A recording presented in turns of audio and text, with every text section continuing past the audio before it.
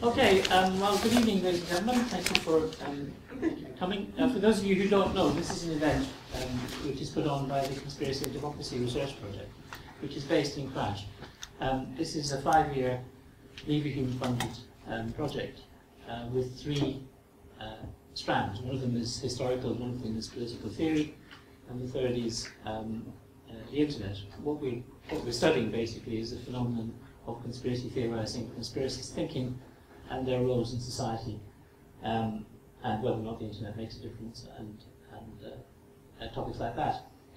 As part of the project, we have regular symposia with visiting speakers, and then we have public lectures or public talks, of which this is one. Today we have spent most of the day in a fairly technical discussion of virality, which is the way in which ideas, memes, and other things spread across electronic media. And it's a fairly technical area, and some of our discussion was about things like data mining, network analysis, and so on. So we thought that in order to round off this particular day, it would be nice to have something with real human beings, and who better than a pair of novelists to talk about how ideas, how stories, how truths and untruths get circulated through the human psyche, and also how they, what roles they might play in our lives. And in searching for a novelist to do this, we chose a joint novelist, because Nicci French and Gerrard, who are here, both write as a single author, as a joint author of the Nicci French books, which I think up to now have sold 7 million copies of various forms. So these our guests tonight are probably the only people who have ever lectured in Crash who sold that many books. No, it's just Stephen Hawking. Stephen hasn't been here there. No, but basically you'll do. I've known Sean and Nicci for a long time. Nicci and I have been colleagues on the Observer, and Sean, among other things, worked for a hated Sunday newspaper, which I will not mention, but which is owned by Mark Murdoch. And it's very nice to have them here. What we'll do, I think, is run it as a kind of conversation. They'll talk for a while, and then we will open it up and have a conversation. So over to you two. Thank you for coming.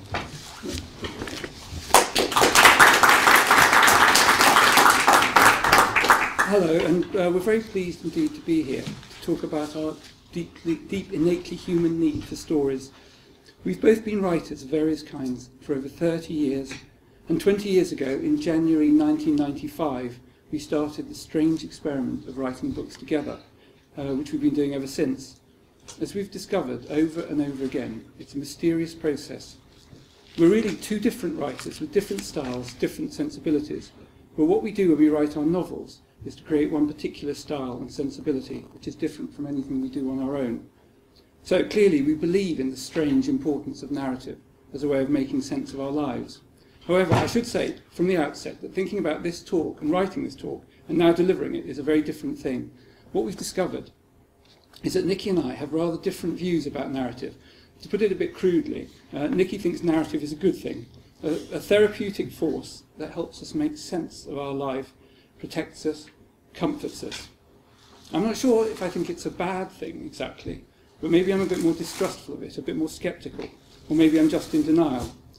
Certainly, it may sound strange coming from a novelist, but I sometimes think we should remember Bernard, the writer in Virginia Woolf's The Waves, who says he's tired of stories and longs for some little language such as lovers use, broken words, inarticulate words, like the shuffling of feet upon the pavement.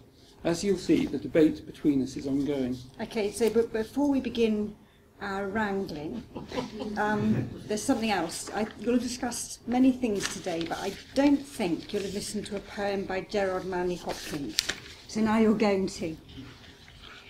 No worst, there is none, pitched past pitch of grief, more pangs will, schooled at 4 pangs, wilder ring. Comforter, where is your comforting? Mary, mother of us, where is your relief? My cries heave, heard long, huddle in amain, a chief woe, world sorrow, on an age-old anvil wince and sing, then lull, then leave off. Fury had shrieked, no lingering, let me be fell, force, I must be brief. Oh, the mind has mountains, cliffs of fall frightful, sheer, no man fathomed. Hold them cheap, may who ne'er hung there, nor does long our small durance deal with that steep or deep. Here, creep wretch under a comfort, serves in a whirlwind. All life death does end, and each day dies with sleep. Now, apart from the fact this is so extraordinary and movingly terrifying, the reason for reading this particular poem, which is one of Gerard Manley Hopkins' great sonnets of desolation, is that 9th and 10th line, the hinge round which the poem swings. Oh, the mind has mountains, cliffs of fall frightful, sheer, no man fathoms. The human mind is an endless, complex, beautiful and fearsome labyrinth, which we can never map and never fully comprehend. And we think, or I think anyway, that stories are the threads that lead us through the darkness and that keep us from getting entirely lost. Nietzsche said, art is with us in order that we may not perish through truth. And perhaps that's really the subtitle of our talk. For over a decade, my father lived with dementia, and probably many or even most people in this room would have experienced what we experienced when we watched him going into the darkness. Bit by bit, he lost everything, a cascade of precious things. The very last things to go were the stories that he told us about his past. They were stories about being young and blithe at the very start of his life. And even when he couldn't recognise people anymore, didn't know faces, didn't know where he was, didn't know what year he was in, couldn't put a name to a thing, he retained this store of stories, tiny disintegrating island on a great sea of unknowing, and they were like his final place of safety. But over time, the store of stories dwindled, and finally there were none left, and then his story was over. We're all irrational, imaginative, storytelling creatures, and we want to tell a few stories now which are examples, we think, of how our worlds are shaped by the narratives that we tell, the ones that we've read and the ones that we've heard, and the ones that we tell ourselves. And there's a kind of trajectory to the stories that we've chosen, we hope. Well, I'm going to describe a memory experiment that many of you may know. It involved showing a position from an actual chess game to subjects ranging in ability from beginners to international masters. They were shown the position for 5 seconds, and then they attempted to recall it. On average, the beginners could correctly place 4 of the 20 pieces. The masters could correctly place all 20. So what does this mean? Does it mean that chess masters just have better memories than the rest of us? This is where it gets interesting. They did the experiment again with the pieces just placed randomly on the board. In those cases, the masters were no better than the beginners. When experienced chess players look at a position from a game, they're watching a snapshot of a narrative. The position is something that has a past that can be inferred. It has a range of possible futures that can be speculated about and planned for. The pieces on the board are not discrete objects. They exist in networks. Some protect each other, some threaten each other, some are powerful, some are weak. Something is happening, a story is taking place. This is what we want to talk about here. We want to talk about narratives. We want to talk about narratives that are good and helpful and healing, and narratives that are treacherous, false, corrupting. But first of all, we want to make it clear that narrative on the most basic level is necessary for us to be a human being at all. When skilled chess players look at a randomly placed chessboard and try to remember it, they are suddenly experiencing what it is like to suffer from a particular kind of autism. And can I make it clear here, when I say autism, I mean particular symptoms on one part of the autistic spectrum.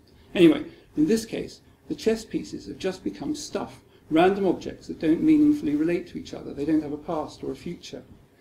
One of the disabling symptoms of autism is the inability to construct narrative. This has drastic effects on the ability to function in the human world. It means an inability to read social situations, to understand what is going on, to empathise, to anticipate the consequences of actions. Even worse, because you can't see these causes and effects, you can't infer that other people are making plans, constructing theories, experiencing emotions.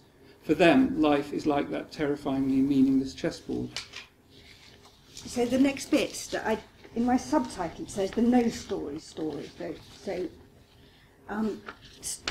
got an election coming, as everyone knows. So stories win elections. They need a shape, and they need a happy ending. And they probably need a slogan, and a picture is good, and anger's no good, and facts don't work, and diagrams don't work, and forget about irrationality. Pretty much whoever has the best narrative and the most optimistic narrative wins. But stories can come back to bite us. So remember Joe the plumber, or I don't know if you'll all remember the story of Jennifer's ear, where it was in the 1992 election, a story told by the Labour Party in a broadcast. They had two little girls, both of them suffering from disabling pain in their ear. One was lucky enough to come from a family who could afford to go private. End of story. The other did not. For 11 months she suffered with this crippling pain, and she fell back at school, and she became rather lonely, and she was pictured weeping in the toilets. And it seemed kind of a moving and affecting tale of the consequences of the Tory neglect of the NHS. Except, of course, it went horribly wrong, and the anonymous girl was named. The cause of the delay turned out to be administrative error, not Tory neglect. Labour stood charged with exploiting a small girl's misery and misrepresenting the facts, and the controversy went viral. It was the war on Jennifer's ear, and it took on its own momentum. It was quite out of control of the people who'd originally crafted it. So sometimes the point is, you really don't want a story. Writing in the Financial Times last week, Simon Cooper wrote, "If you don't want to be heard, don't tell a story. Be boring." Banks and Brussels both do that brilliantly. Put out long legal documents about collateralised debt obligations, and people will switch off. Brussels jargon about additionality and subsidiary achieves the same effect. Once nobody is listening, the actors can then do what they like. Something a friend once told me has always haunted me. This is kind of moving from the nose story to a blocked story. She was married to a man who had cancer. They had two little kids, and he died very young when the children were about 9 and 7. And almost immediately, after the father had died, the eldest daughter was diagnosed with cancer as well, completely unrelated, and she too very swiftly died. So they were left, the mother and the daughter. And this second daughter, at the age of about 7 or 8, she was diagnosed with dyslexia by her school. She just couldn't learn how to read. My friend wasn't convinced by this. It didn't seem to be quite like dyslexia that she'd known in her friend's children. And then she met somebody who worked with asylum seekers and with asylum-seeking children. And it turned out that they had almost exactly the same symptoms, and it was like a syndrome. They were kind of, because of their trauma, because of what they'd been through, because they'd kind of suffered war, famine, grief, bereavement, they were scared of reaching the end. They were scared of reaching the end of words, of sentences. They didn't want bedtime stories. They didn't want to know what the ending of something was going to be. So not to spell out a word or to spell out a sentence is a way of holding sad endings at bay and refusing the shape that most of us crave. Because for them, that shape was homesickness and sorrow and catastrophe, often. And then another story, which is a story we often don't think of, is the story as screen memory. Now, we don't need to have read Freud to know about his theory of screen memories. But recently I came across an example that I'd grown up with without realising it. My mother, who's now 83, used to tell us when we were children a very exciting story of how during the war, when she was a little girl, under 10, she was evacuated from Palestine, and the ship they were on, which was called the Georgic, was bombed. So it had set sail, and it was bombed, and set on fire, and it was going under. And some people managed to get onto life rafts. My mother and her mother and my mother's brother got onto a onto a lifeboat. And what my mother remembers about it, she has these two very particular memories. She remembers a young, handsome sailor lifting her over and onto the boat. And she used to talk about this a lot, this handsome sailor. And then she remembers how, when they disembarked, everyone who'd escaped and survived had lost everything, all the possessions they'd escaped with, their jewellery, their money, their letters, their identities. They'd lost everything. And then the word went round that one handbag had been rescued, and they rushed to find out whose it was, and it was my mother's little plastic child's handbag. So that was the story she told us. And then, I don't know why it took me this long, a few years ago, I asked her what it was like being on a boat that had been bombed, and she told me this other story, and the story was that she knew a lot of people who were on that boat, and when the boat was bombed, there was oil all over the water, and it set fire, so the sea was on fire, and there were bodies in the water. She was on a life raft, and she looked out, and she could see people that she knew, people who'd been her neighbours, people she'd met on the boat, and they were burning in the water, and they were holding out their hands for help, and they couldn't give them help. And that was the real story. And so this story about the handbag that she told was like her little comforter, her comfort story that she lay across this other terrible story, trying to conceal it or heal it, kind of alerting us by telling the story to what lay beneath, and yet at the same time misdirecting it. So a lot of the time when we tell stories, there's another story that the real story that we're not telling. And then the next subtitle is The Story as Empathy Provoker. So charities know, newspapers know, we all know that stories are making us empathise and identify. So facts and statistics aren't enough, however terrifying they may be. We're not as rational as we all like to think, and we need a face, we need a narrative. That's why charities ask us to adopt a child or a grandmother or an elephant. Our rescue impulses need to be activated, as they were last week, for instance, when, I don't know if you remember Alan Barnes, a disabled man in Gateshead, got set upon by muggers. And suddenly he found himself at the centre of attention and sympathy and kindness, and this appeal that went out to raise him £500 raised £300,000. And it's what I've also found recently in a campaign that I launched a couple of months ago that argues for the right of carers to stay for people who have dementia when they go into hospital. I needed to be able to tell a particular story, which unfortunately I could, and give it some kind of optimistic solution. So stories are powerful, and often they're too powerful. They have a very tight grip. When I was on The Observer, I covered several high-profile court cases and was struck by how different stories competed. So in the trial of Rosemary West, for instance, many of the witnesses who took the stand seemed to have absorbed a kind of tabloid version of the terrible event. They literally spoke in a tabloidese. When they were asked what they felt, they would say, shock horror. There was a particular ghastliness to that trial because there was an extreme mismatch between the story that the defence was trying to tell. Rosemary West is a kind of plump, motherly figure, kind of Sunday roasts, giving tea to the victims to comfort them, and the prosecution's story of Gothic violence and sexual torture and bodies buried vertically in the garden. It was extreme depravity in a terraced house, like a suburban Gothic. And under this, there was a quieter and more sorrowful story of all the girls who went missing, but were never missed and were never mourned. Or take the trial of Ian Huntley, which I also covered, who murdered the two Surrey schoolgirls just up the road from here, Holly Wells and Jessica Chapman.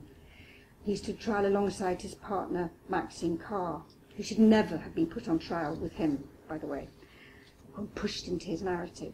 So Maxine Carr presented herself as a sweet and guileless and a bit of a hopeless young woman, somebody who'd been credulous and not complicit, but the legal system found that she'd been guilty of covering up for Huntley.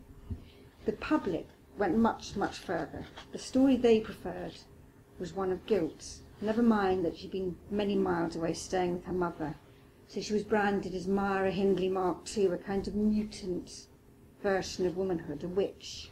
She even needed a Mary Bell order to protect her on her release from all the journalists who were trying to pursue her.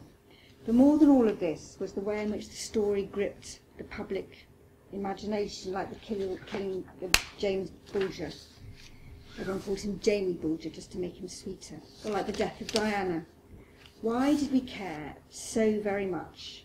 Why did these two little girls capture the heart of a nation, making the headlines of papers day after day and week after week, when there was a war coming over the horizon, when there was famines gripping countries? What made the two little girls such ghosts to haunt us, and whose search we followed hour by hour and day by day, and whose village became like a shrine of flowers, and whose death relieved this great flood of empathy and sorrow from people who don't weep at their own losses often? It was like a kind of modern fairy tale without consolation. Red Riding Hood did eat the wolf. Hansel and Gretel never found their way back. It was like an addiction of empathy, a kind of forest fire. And the reason is, of course, because it was a perfect story with everything in it. Two little girls, prepubescent, unblemished, one blonde, one dark, lured like lambs to the slaughter into the home of a man who should have protected them. Huntley was, it was like this beautiful inappropriate appropriateness. Huntley was the caretaker. And the story had a picture to illustrate it, the famous photo of Holly and Jessica in their Manchester United shirts, standing under the clock that stood at 4 minutes past 5. And an hour later we know they'll walk to their death. In that year there were 1,408 homicides in the UK, and quite a few of them were also children. But they weren't white girls from loving middle-class homes, not yet on the threshold of adolescence, who stood in football shirts for their unknowing final photographs. They were not the story that we wanted. Right, now I want to talk about just a story as a kind of escape. Sometimes we go to prisons to discuss our books, and one of our most vivid experiences was talking to a reading group in a women's prison in southern England. While we were there, we were taken to the prison library and proudly shown around. We asked the librarian if there were any books that weren't allowed there. She answered that every kind of book was allowed, with just 2 exceptions. The library wasn't allowed true crime books involving a particular crime committed by an inmate actually in the prison at the time. And secondly, the library was not allowed books containing maps of the surrounding area. Because you're ahead of me. Because then they could be used to escape. But then every book in the library, every book in every library can be used to escape. And talking to these women about stories, it was clear that stories were a form of freedom.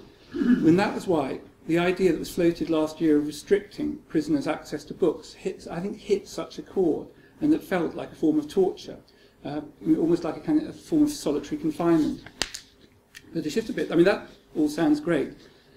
But there's always been an uneasiness about stories, which goes back to Plato at least. You know, don't tell stories, that's just a story. And I'm now going to talk about movie narrative. My father was and is a film critic, and I grew up watching and talking about movies.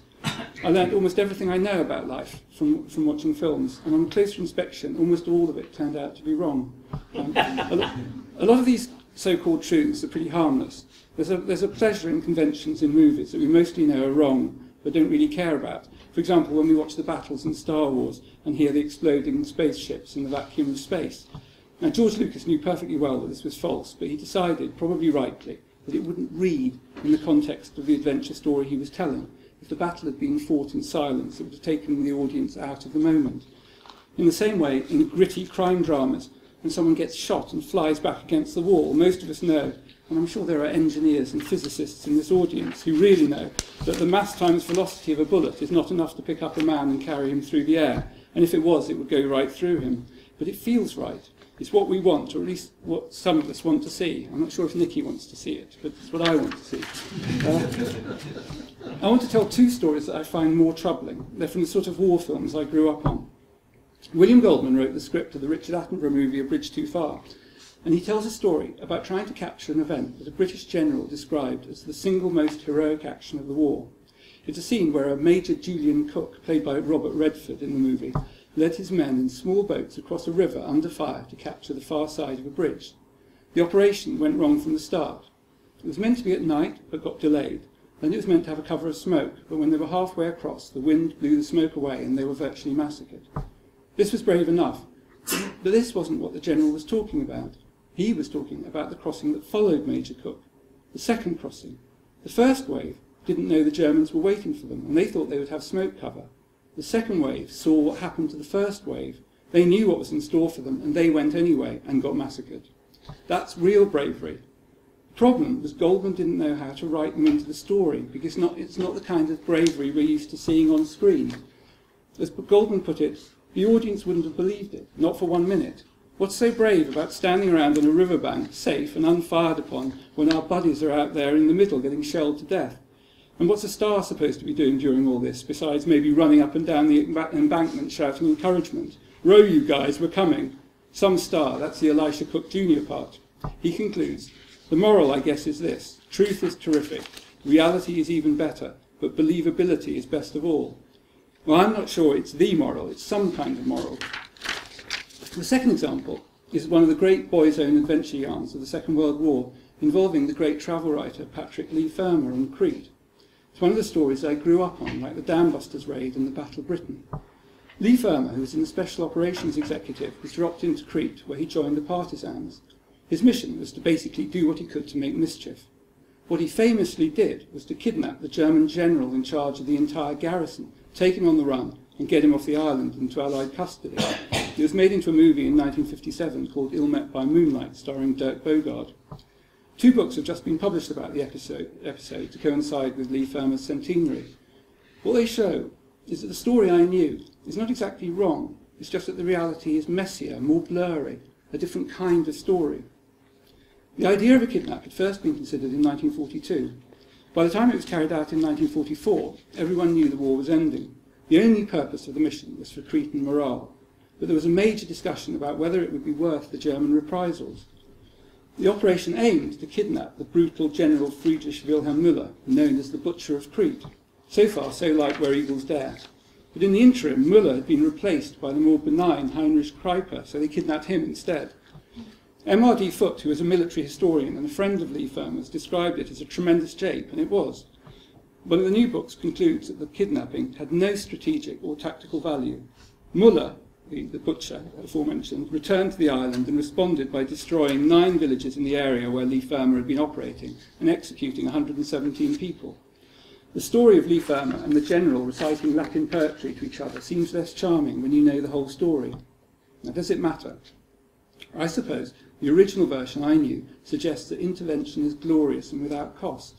I've always been struck that the generation of politicians who had experienced the war the way it was, Wilson, Heath, Healey, Callaghan, rather than through movies like the rest of us, tended to keep Britain out of war. People fret about the effect of screen violence. That's always seemed trivial to me. But I do sometimes wonder whether the British narrative of the Second World War has been so self-serving, so sugar-coated, so propagandistic, that it has had real-world consequences, none of them good. So this subtitle says the construction of the story is the construction of the self. Okay, so we all choose the stories that we tell about ourselves, and our lives we edit ourselves, choose what to remember and what to leave out. What does it mean to talk about the true self? I know that I've got memories that have never happened, and I know very much of what did happen to me. It lies buried somewhere, unreachable. We often tell stories about ourselves in order to feel that we're the centre of our own lives, our own hero, if you like. But here's an extreme example. Benjamin Wilkomirski published a painfully tender and distressing memoir in 1995 called Fragments, Memories of a Wartime Childhood, which presented the terrible of events through the eyes of a young child in a concentration camp. It was critically acclaimed, won several awards, including the Jewish Book Award. And Wilkomirski became a cause célèbre who went on tours through Europe, amplifying what he'd said, meeting other Holocaust survivors, finding a scattered community of those who'd also suffered. But it turned out that he'd made it up. he hadn't been there at all. It was a fabrication of the self. What seems clear and infinitely strange is that Wilkomirski, in some ways, had actually come to believe his own stories. His memories really were very vivid and sharp. He really was full of a sincere sorrow for himself as that powerless little boy. It gave him the identity he was in search of, a case of a self-inflicted false memory. He put himself at the centre of a story that was so huge and so terrible that he himself, otherwise unnoticed and ordinary, was made powerful by it, the victim hero, the survivor. It seems that he felt the story represented him and was truer in some ways than the real story of his life, which no one would have responded to. Take that story away from him, and he collapses into this pitiful con man. Take him away from the story, and a masterpiece turns into a kitsch deception, a kind of grandiose piece of self-pity. So we make up stories, and then the stories make us. Wilkomirski is arguably a product of our therapy culture, in which people are encouraged to find themselves through tracing the causes of their unhappiness, turning what's unbearable sorrow into ordinary happiness, as Freud had it. On the couch, stories are often ones of trauma and grief. So when we write psychological thrillers together, it's our way of exploring the things that trouble and scare us. At the moment, we're writing a series of novels that have at their centre as a protagonist Frida Klein. Frida Klein is a psychoanalyst. She's a detective of the mind. But being a detective and a writer and a therapist have this in common. They try and make sense of a world that can often seem entirely senseless, to impose order on chaos, to find a narrative out of the mess and shapelessness of events. So Frida believes you can't solve the chaos and brutality of the world, but you can address the chaos of the self. She doesn't believe in happiness, but she believes in autonomy, taking responsibility, owning your own life. She believes, crucially for this talk anyway, in telling your own story. What does it mean to tell your own story? Because there are so many stories that we can tell about ourselves, as we've been saying. You have to choose between them. You have to discard very many versions of the self. And you have to be your own creation. So our own story is necessary. It can be a protection, it can be a practical tool, or it can be a commodity. About 10 years ago, we were involved in a project in Margate that was based around the idea of migration. It was a perfect place for it. 100 years ago, it was still a glamorous resort. T.S. Eliot went there to recover from nervous exhaustion and to write The Wasteland. On Margate Sands, he wrote, "I can connect nothing with nothing." In the second half of the 20th century, Margate became two kinds of dumping ground for problem families from London and as an arrival point for refugees travelling from abroad. They would be put up in Margate for weeks or months before being assessed and dispersed. We talked to a Home Office official who told us that a key factor in gaining asylum was your story of persecution. It had to be compelling and it had to be authentic. But there's a problem with authenticity. As they say, once you can fake authenticity, you're fine. Inevitably, what would happen is that it would become clear that some kinds of stories worked and some didn't. So people would have to keep their stories secret unless they'd be stolen by others before they could use them, or they would give their stories away, or even sell them. The stories quickly became a commodity, and a commodity with a short shelf life. Which brings us to the problem of endings.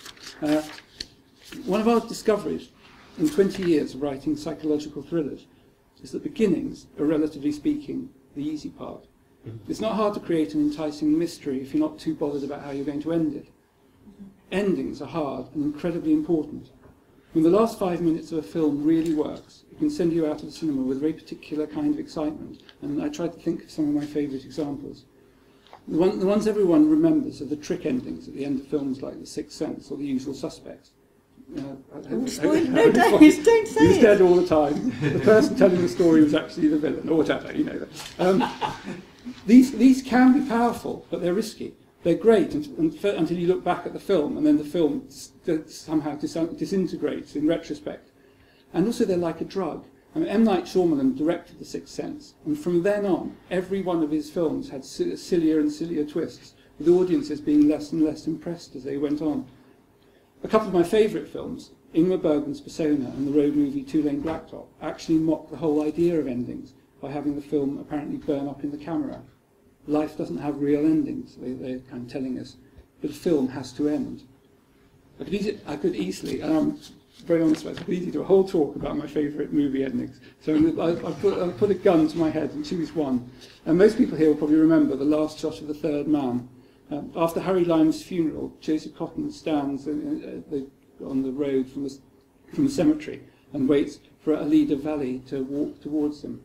She gets closer and closer, and it's an extraordinarily long single shot, and then walks past him and us out of the picture. Like all the best endings, it's an ending and not an ending, as she walks out of the film into the world.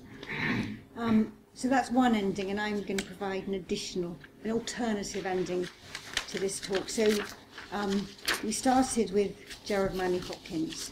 So clearly we have to end with A.A. Milne. Now many of the best children's stories also have kind of endings that are beginnings, and they're about time passing and about growing up, about the kind of melancholy of growing up, and that story that we've been reading being over. So I'm going to read the very last bit of The House at Pooh Corner, which I know at least one other person in this room likes a lot. John Norton. Then suddenly Christopher Robin, who was still looking at the world with his chin in his hand, called out, "Pooh?" "Yes," said Pooh.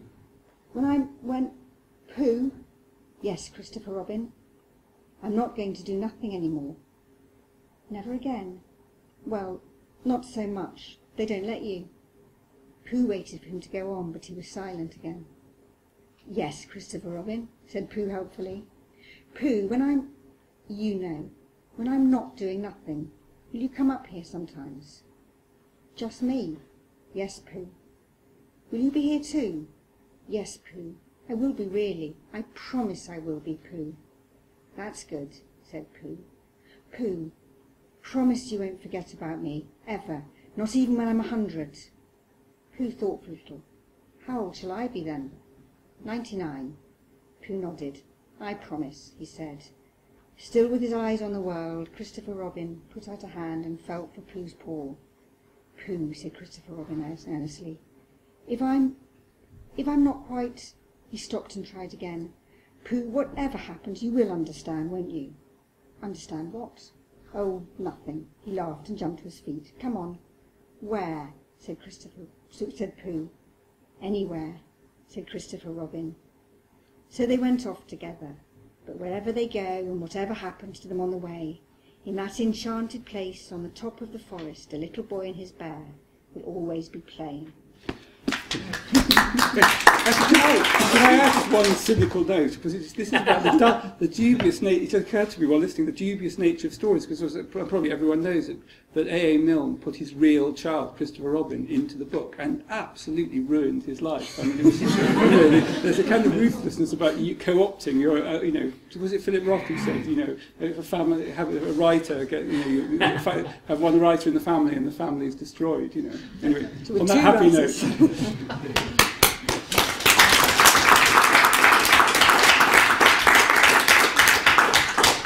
Thank you very much. One of the challenges that we've had in the project is that the academic world has traditionally viewed conspiracy theories with a very disdainful eye. People who believe conspiracy theories are, or call them, are obviously somewhat mentally defective, overly prejudiced, or whatever. And in doing this project, we have to take a different view. We have one of the perspectives we looked at is the idea that conspiracy theories are often a way of trying to make sense of a baffling world. They are, in fact, in some sense, stories. Sometimes those stories turn out to be true. And many of the explanations for things that we accept as being true are, in fact, themselves conspiracy theories. For example, the official American explanation for 9/11 is a conspiracy theory. We believe it to be true, but it is a conspiracy theory. So stories, making stories that explain, or purport to explain, or help somebody to understand something that's really baffling or troubling, seems to us to be part of this phenomenon that we are studying, which is why it seemed appropriate to have two very good storytellers to talk to us this evening. I'm going to throw this open now. Are you happy to take something? Sure. Okay, right. Anything to say? Questions? Comments? Hugo.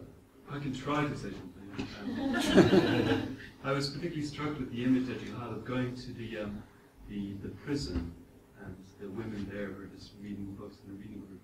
And the immediate image that came to mind was Merceau in The Outsider, Camus' Outsider, and the claim that, you know, even though he's in this prison, if he's on his own, he's still free because he can think himself into freedom. And I mean, there's a whole aspect here. I suppose I was just wondering if you had something to say about it.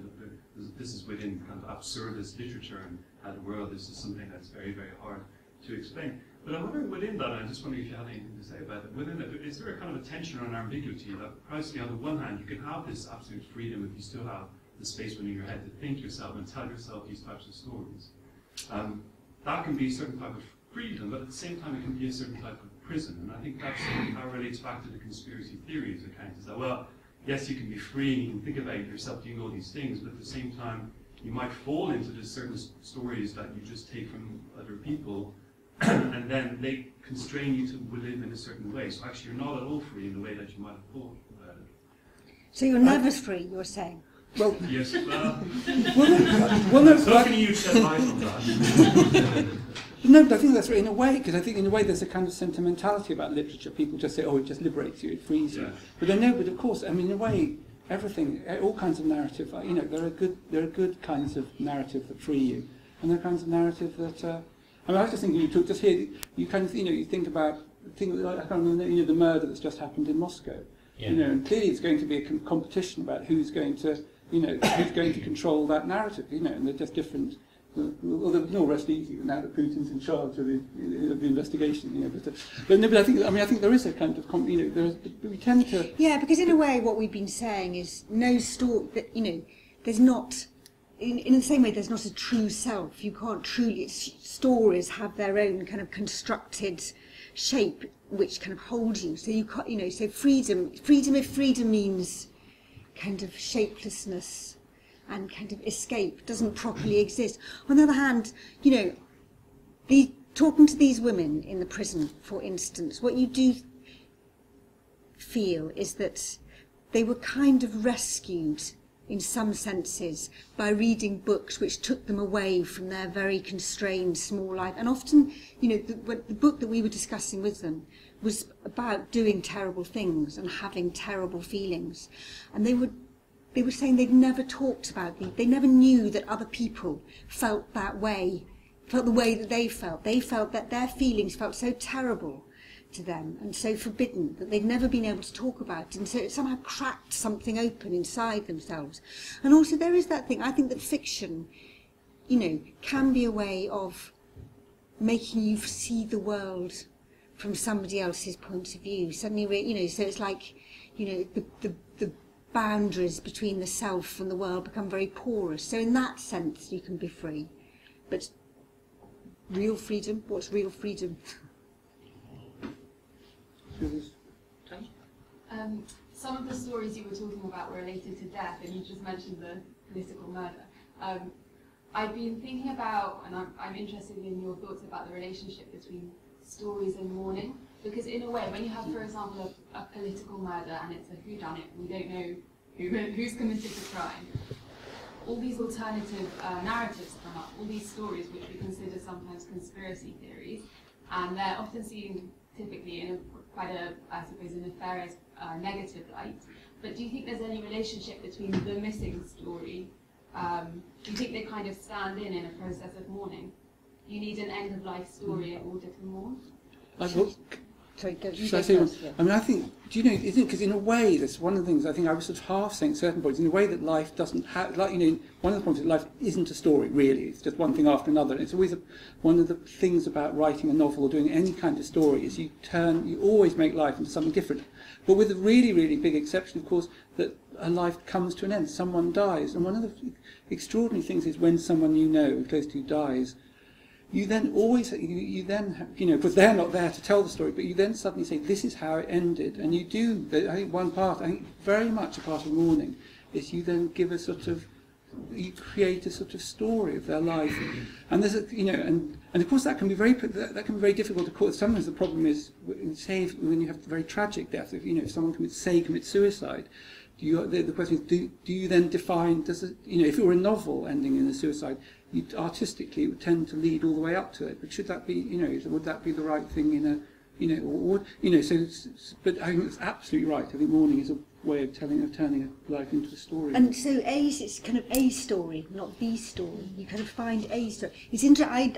One of the things I sometimes do is I'm a humanist celebrant, so I conduct funerals for people who have no faith, and then it becomes kind of even more important, I think, if you have no faith, then to find some kind of meaning or solace after someone's died becomes kind of more important than if they do have faith. And what's clear is that it's like a kind of ritual. It's like a ritual it's almost like crossing a river to the other side. You need some kind of ritual to kind of give to a life. You need to, whatever the life is, you need to confer on it a meaning and say why it was precious and why it was unique before allowing it to go. I think it's a crucial part and of that's usually a kind of story, isn't it? And that's it. Is how, well, yes, of course, it must be a story. We'll start there with Richard and we'll go further back. Yeah, it's fascinating. I think one of the most interesting things you said was about the difference between truth and believability. And the Wilkomirski story was believable. It had believability because the culture at the time was desperate for stories about the Holocaust and from survivors. And if you think about it, I mean, it didn't actually really have believability if you looked at it critically, because he had perfect recall of his experiences as a young adolescent or a child in a string of camps. And if you, the contrast of that is a more recent book by Ottodov Kulka called Landscapes of the Memory of Death, where he was in Auschwitz in 14, and the book is very short because he has very few memories. And how many memories of our time when we were 14 do we have when we're 18? That's when he wrote it. And it's a book about the struggle to recall, and it's a kind of desperately honest and moving book, exactly because he doesn't pretend to have recall. And in fact, the man, Ben Elkin, was it, who started worrying about Wilkomirski's story, and in the end showed that it was completely fabricated, ran into a huge amount of criticism and flack. How dare you do this? How could you possibly do this? And yet Wilkomirski clearly believed the story himself, which is one of the things that gave it believability. And it was a way for him, I think, of processing the rather bad experience he's had in a children's home in Switzerland. Yeah. So there's a lot of complex processes there of what makes things believable, and it opens up a whole series of things. And I just want to add, there's another much more trivial story in a way, which was told to me by a clinical psychologist some years ago, that she had referred to her to the mental health services, this elderly woman who'd been bombarding the local council, with letters of complaint that the neighbours had been moving their garden fence, and over hers overnight, and hadn't been, they were trying to take her land and so on. In the end, she was referred to the mental health services, and she was so insistent that at the end they went to the council, got the plans, got the tape measures, and they found, gosh, it was true. They really were. But her story was not believable because she was the wrong kind of person. She was old. It seemed so unlikely, so impossible. The neighbours seemed perfectly respectable and so on. So I think the distinction opens up a huge kind of area for discussion. Because you all say something long and I want to say something really short. Which is it's that thing about believability, and he had this kind of, his narrative was too clear. Apparently, when police are interviewing people, they often know when they're lying if they're too articulate, if they tell things too chronologically, so they've made it into a story, and then they become suspicious. So No, I was thinking about, it is that interesting, that expectation of, we're so, but I think maybe we're corrupted by reading fiction and seeing films to expect things to be too coherent, So, because if anyone, if you think of, I think when I think of, I've had an extremely peaceful life, thank God, but when the occasional moments where I've, say, witnessed a car accident, or been in an accident, or I remember the one time I once had to give evidence to police because I'd sort of witnessed a sort of a crime, a mugging, and I'd always thought, well, I'm a writer, and I'm a crime writer, so God, if I'd be the best witness of all time, and I couldn't remember anything at all that had happened. I couldn't remember the sequence of events. I couldn't remember how the person was dressed, or what had happened, or what he'd said, and it was a very, very. But you see. Again, if you put something like that into a crime novel, people would just think that's just ridiculous. This person. But then it's really because first of all you don't remember anything, but then when you're asked about it, then you begin to remember things, but untruly. I mean, that whole thing about false memories that you build up, that you sincerely believe in. It's not like you're fabricating. It's that you need to find a story for yourself. Well, if I just sort of add something that a couple of years ago. I was approached by a Holocaust survivor. Would I sort of chair a meeting in a college with him? Actually, it was a former student of mine was teaching in the college and said she'd been approached, and he was very insistent. So I said, okay, well, we'll have this session, and it'd be interesting for the students. He'd been in Auschwitz when he was very young, and so I got another survivor who was born at the gates of Auschwitz, and it was very interesting. She told a wonderful story all about her mother and what she'd been told. She said she did not remember a single thing about it. She was far too young. He came up with this incredibly elaborate, detailed story of what the conditions were like, what he experienced and so on. And I knew, it was quite clear, it was far too coherent, far too deep. He knew, he was just sort of regurgitating what he'd read in the intervening decades. But did he know he was regurgitating what he'd read? Or did he believe? That wasn't at all clear. I didn't really want to kind of confront him for obvious reasons. Yeah. So memory is corrupted. Yeah. And that is one of the problems when you're doing oral history, when you're asking about what people remember and so on. All giving evidence in court. It gets corrupted by what you've read and thought in between, and what you think the right story to tell is, what will be acceptable. And just the other thing I would say is that I recently reread Trevor Roper's Last Days of Hitler, and one of the things that he says in that is that as he interviewed the survivors of the bunker, he knew they were telling the truth because their stories differed. Okay, yeah. If they'd all been the same, then he would know that they'd all been in collusion, it was conspiracy to tell lies to him, and so on. Yes, I wonder if you'd like to comment on the freedoms and responsibilities of the biographer. Oh. I wrote a biography once and spent several years writing. More than one biography. Well, one proper. I mean, one where I actually did, kind of a real big original sources thing, and it's a really interesting because there's a real danger. There was a particular moment. It was the novelist Patrick Hamilton who wrote the plays Gaslight and wrote it, and he's a pretty neglected figure. So I remember when I was writing the book, I had this feeling of.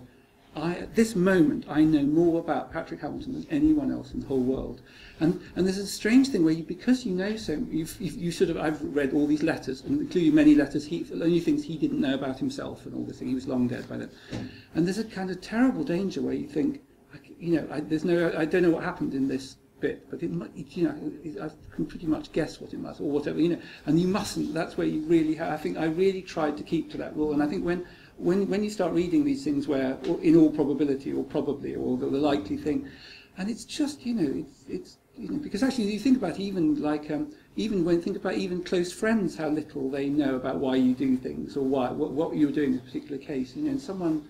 So I think I feel that they're big responsibilities and very serious. That's my opinion.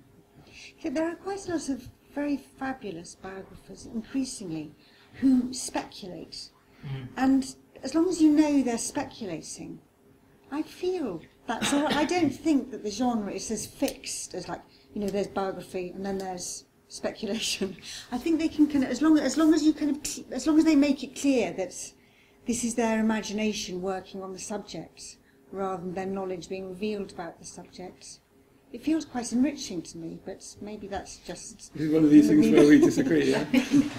Well, what about that Norwegian writer whose name I can never remember? But you really like Knausgård. Have people in this room read Knausgård? So Knausgård is do you know about him? He's a Norwegian novelist who's written a series of novels. We're going back to the years of Hitler, called My Struggle, and there's 6 of them. He's young. He's 50 now, so he's written 6 big books, which he says are fiction, but actually they're entirely based on his own life.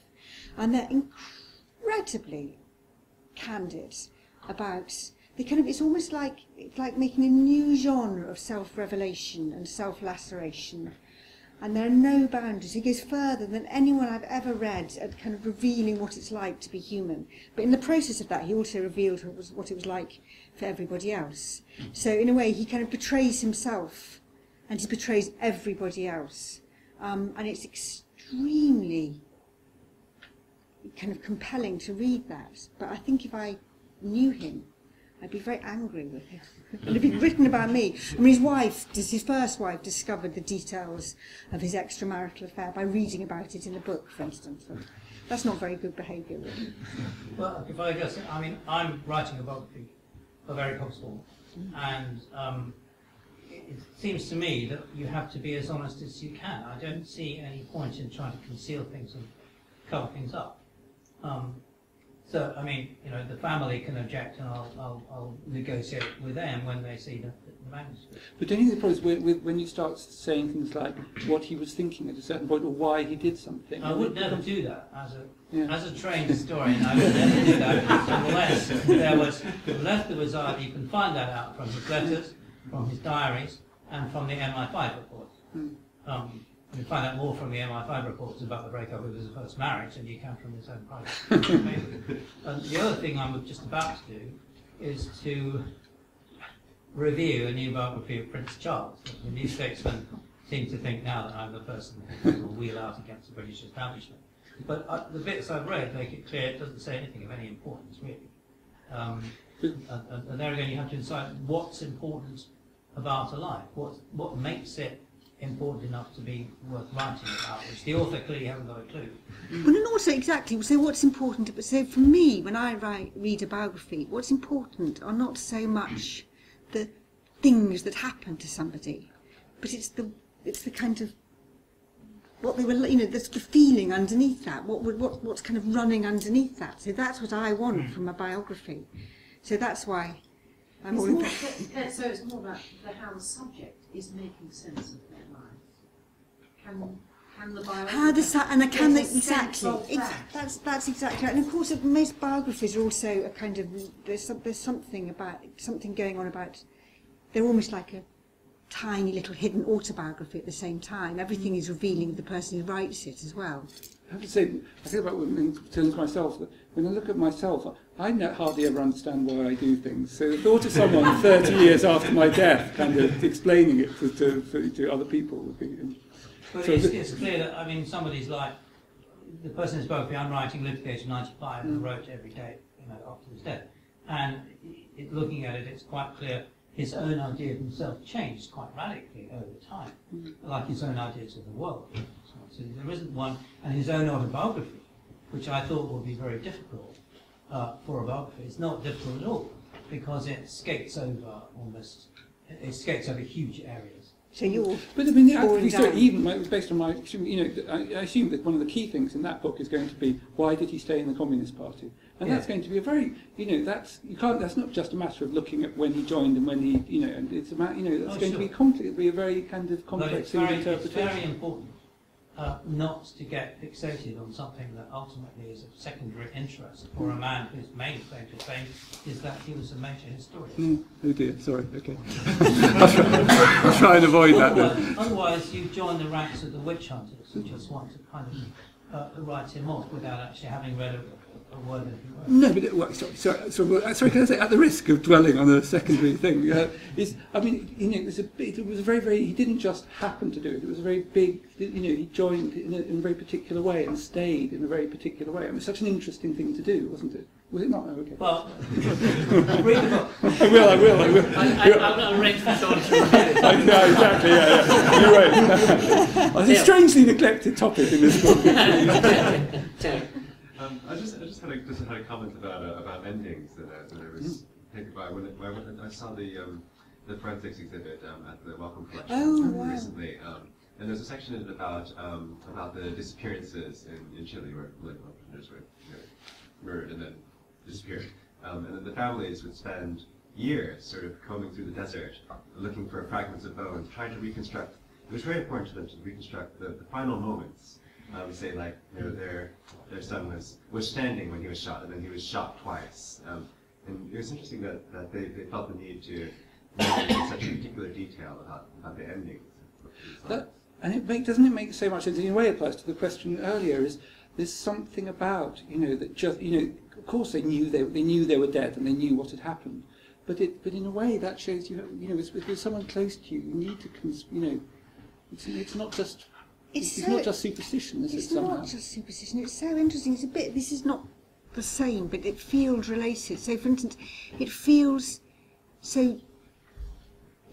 I think that when somebody dies, that is it. It's just a corpse that's left. There's nothing.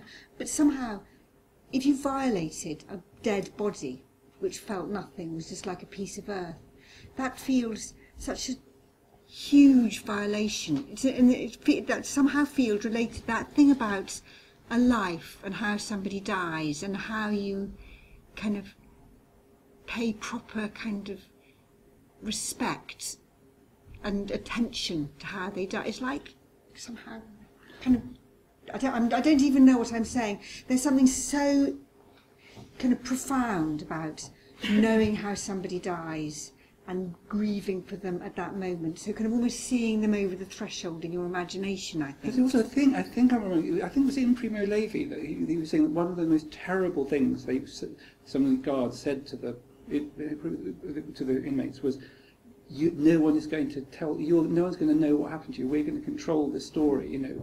You'll be forgotten, and we're going to be the ones who tell the history of this. So in a way, there is a way about regaining the control of the story, for people who've been forgotten somehow. And there is something very. So I think all those, because in a way I'm someone think of myself as very unsuperstitious, and to me, when I think about myself, I don't think it's really, really important where I'm buried. But on the other hand, absolutely that impulse to go and find where there have been mass graves and find who's there and put a name to it. That's not a waste of resources. I can see why. It's like those shrines that leap up now, and I used to feel rather kind of unsettled by them. Everyone kind of putting flowers at a place where somebody died. And now I think I've changed my mind. I think there's something kind of rather extraordinary about everyone coming to the place of death and paying their respects. Can I just following on one thing you said a few months ago, one of the reasons why the Ebola crisis seemed so traumatic was because it was happening in cultures where it's very important for the family to wash the body of the dead person. And that's exactly what you couldn't do. Yeah. And I think that was genuinely traumatic, apart from the impact of the village itself. It's exactly the same with cholera in the 19th century. Europe, they're buried in mass graves, and there were actually riots. Right. And to get back to our kind of overarching topic, conspiracy theories about the deaths being caused by the government trying to get rid of the war. Okay. So, but the whole part of it was a violation of those burial traditions, particularly in Russia, but also in Britain in the early 1830s. I was also struck by your comment, Nicci, which was about one of the functions of stories being as I think you said the phrase empathy promoters, because when Karine now was doing her keynote today, she clicked on a number of videos on YouTube which had gone viral, and one of them was a really interesting one. It showed apparently a blind beggar sitting on what looked like the steps of St. Paul's with a tin and a handwritten notice which said, "I'm blind, please help," or something. Okay. And he gets, occasionally people pass by and they put something in the tin, but not much. And then very smartly dressed young woman walks haughtily past, then suddenly turns around, comes back, takes up his cardboard thing, turns around and writes something. puts it back, and then walks off. And suddenly people flood in, giving her money. Later on, she returns. He recognises her by her feet, he says something like, "What did you write?" And she said, "I just changed your story." I think it was, and then the camera comes down on the story and it said, "It's a lovely day, but I can't see it because I'm blind." Okay, and that video then goes viral. Across now, why is that? Well, it's because it releases empathy. Yes, it does, and that's so scary as well, isn't it? I mean, it's very wonderful to be able to release empathy, but it's very scary that it takes. You have to be able to craft it. Yeah, it seems very deliberate. It's very clever. It is clearly made. Definitely. In fact, it became viral. People thought at first that it's authentic, but eventually it was a commercial of an author who wrote a book about how to write. They found out only after it became viral, but then it was... That's what I'm saying, it's about faking authenticity. That's words, the name of the book has words. Oh, God, yeah. Sorry, just it's the same in the Sherlock Holmes story, the man with the twisted lip.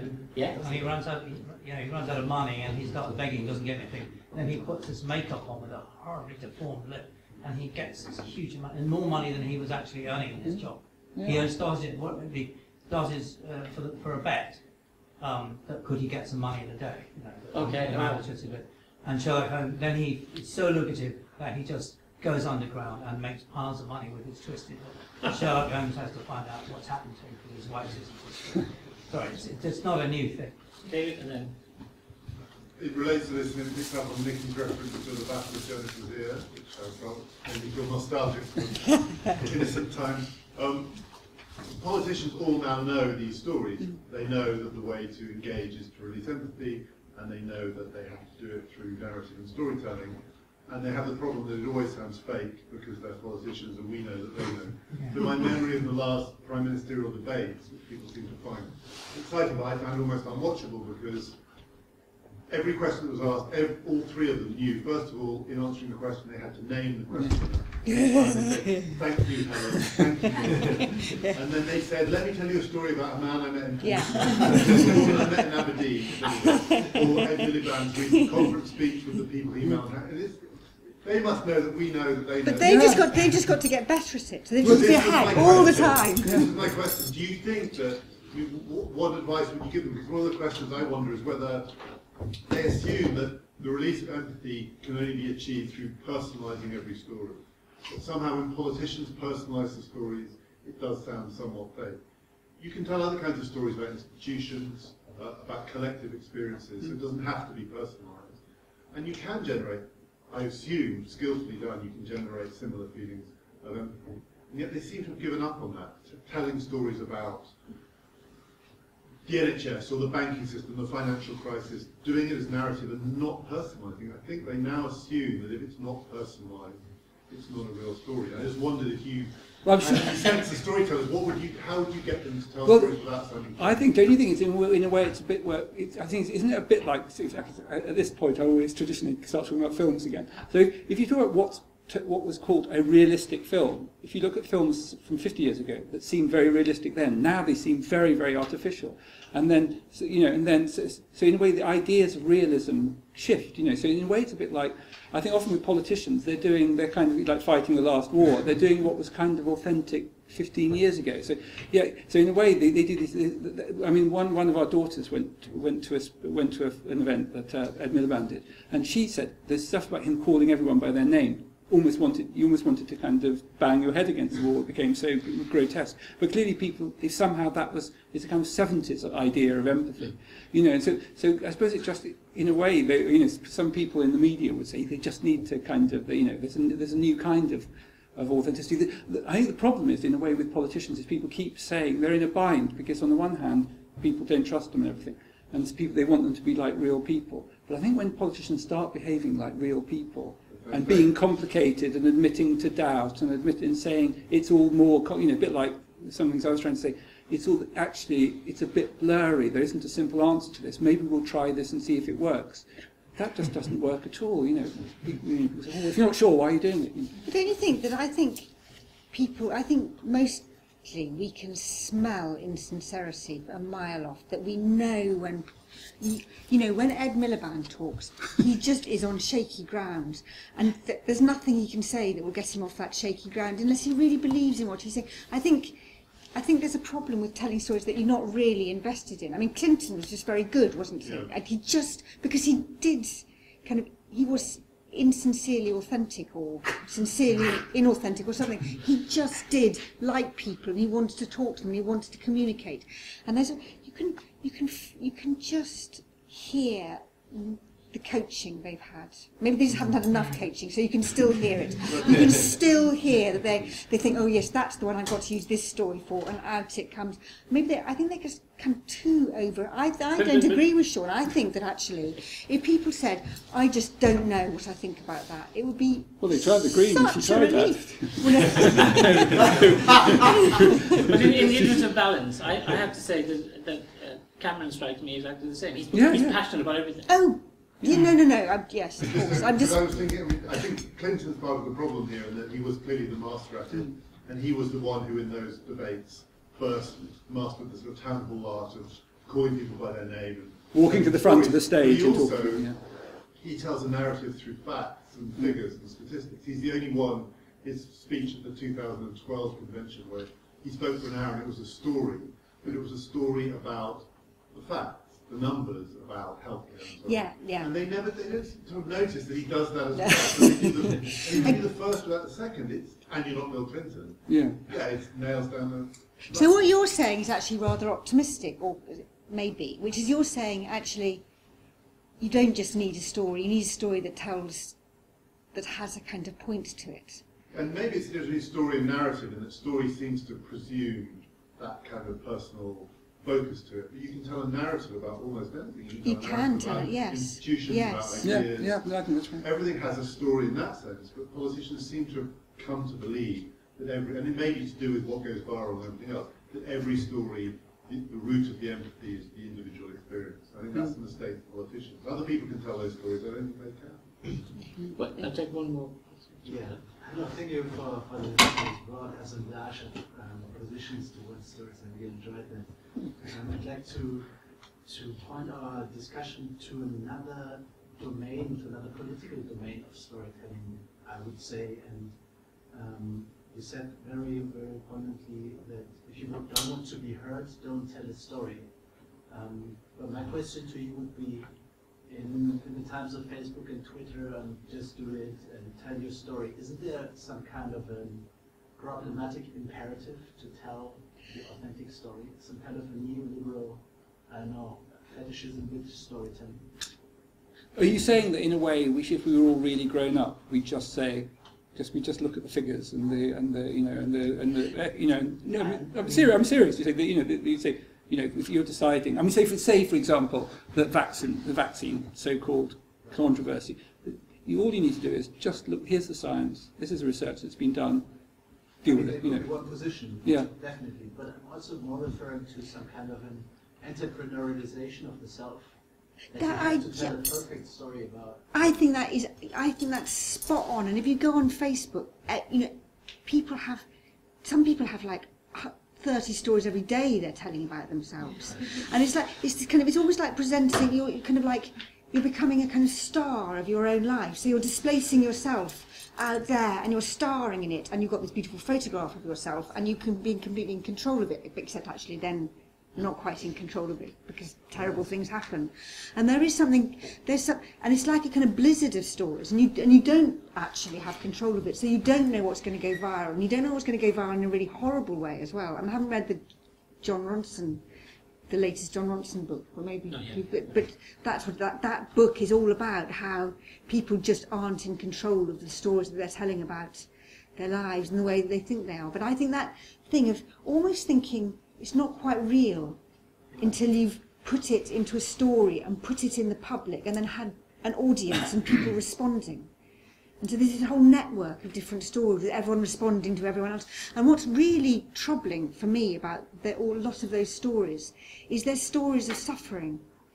Sometimes they're stories of triumph, but very often they're stories of suffering, and saying, recognise trouble in all sorts of ways for me, but just recognise this hidden grief. And then everyone floods to recognise this and then presents their own hidden grief. Thank you for your answer, but if we agree that there seems to be a technological imperative to tell your perfect story, could you connect that to conspiracy theories, conspiracy theories as a reaction to this imperative of storytelling, of excessive storytelling? Well, I could.